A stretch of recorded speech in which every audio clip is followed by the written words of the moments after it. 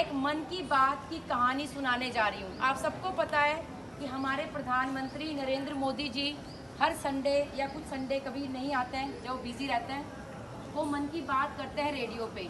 आपने सुनी होगी मन की बात, तो टीवी पे भी आती है और रेडियो पे भी आती है। तो मन की बात की जितनी भी स्टोरीज हमें, रियल स्टोरीज हमें नरेंद्र मोदी जी सुनाते हैं, उनके ऊपर एक बुक लिखी गई है कॉमिक्स के रूप में, ठीक है। और उन कॉमिक्स को प्रिंट कर कर या कह लो ऑनलाइन प्रिंट कर कर भेजा गया है सारे स्कूलों में, जितने भी इंडिया में स्कूल है, और कहा गया इस कॉमिक्स को बच्चों को पढ़ाया जाए या कह लो इस तरह से ही सुनाया जाए, क्योंकि हर किसी को तो प्रिंट आउट नहीं दे पाएंगे। PDF है, आप लोगों को जा सकती है, आप घर में पढ़ सकते हो। तो एक एक करके कहानियाँ जो हैं छपती हैं, पूरी बुक होती है, खंड 1 खंड 2 करके। तो जो खंड 2 है उसकी एक पहली कहानी मैं आपको सुनाने जा रही हूँ। आप सारे ध्यान से सुनना। एक वीरेंद्र यादव जी थे, मतलब अभी भी हैं, वो हरियाणा के ही हैं, वो कैथल के। ये रियल बात है, ठीक है, ये कोई मतलब मजाक नहीं सुना रही हूँ मैं आपको पीछे। तो जो कैथल के वीरेंद्र यादव थे, ये बड़े इंटेलिजेंट थे, ऑस्ट्रेलिया में जॉब करते थे, वहीं पर सेटल होने की सोच रहे थे। पर उनकी मम्मी जो है, माँ, उनको फेफड़ों की समस्या आ गई, सांस लेने में तकलीफ हो गई। तो इस वजह से वो ऑस्ट्रेलिया की नौकरी छोड़कर इंडिया ही आ गए, भारत ही आ गए अपने माता पिता के पास।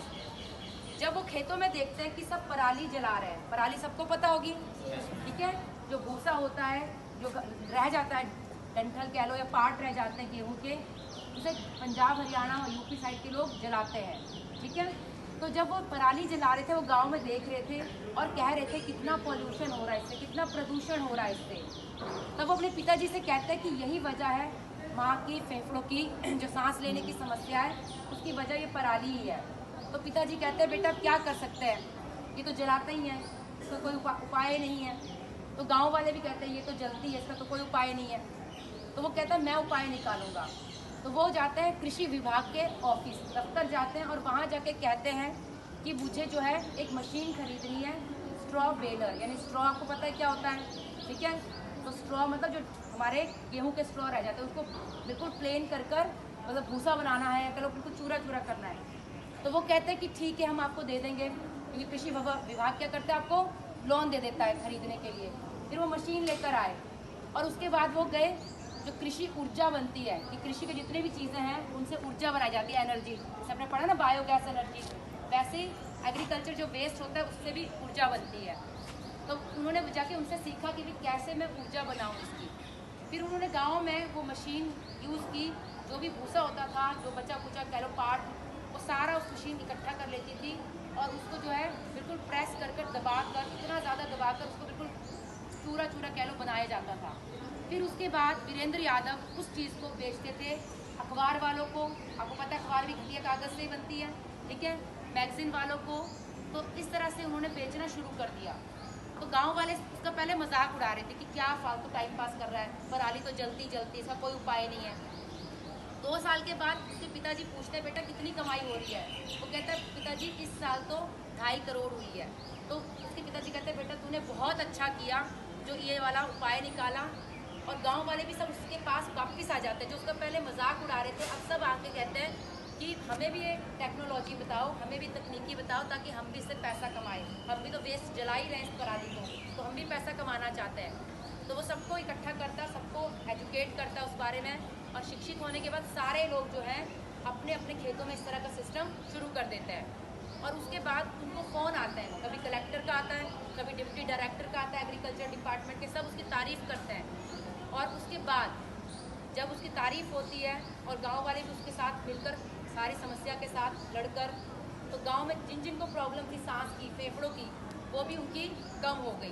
तो उसकी तारीफ़ इतनी ज़्यादा हुई कि नरेंद्र मोदी ने, क्योंकि प्रधानमंत्री हर किसी के बारे में थोड़ी ना बताएगा मन की बात में, मेरे बारे में तुम्हारे बारे में कभी बताया है, आज तक तो नहीं बताया, तो वो किसके बारे में बताएंगे, जिसने कोई बहुत बड़ी अचीवमेंट की है, समाज को बदला है।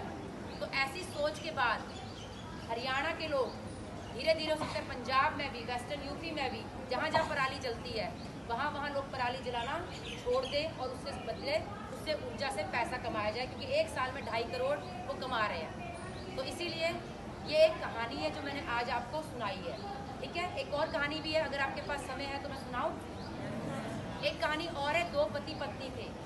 वो दोनों शादी करने के बाद सोचते कि हम कहीं घूमने जाएंगे, जैसे आप सबको पता है घूमने जाते हैं सब। पर कोरोना के टाइम पर उनका घूमना बंद हो गया क्योंकि सारी चीज़ें बंद हो गई, ट्रांसपोर्ट नेटवर्क सब बंद हो गया। अब उन्होंने सोचा कहाँ जाए घूमने। वो रोज़ अपने वो समुद्र के किनारे बैठते थे, वो साउथ के थे, वो समुद्र के किनारे बैठते थे और रोज़ सोचते थे चलो यहीं घूम लेते हैं।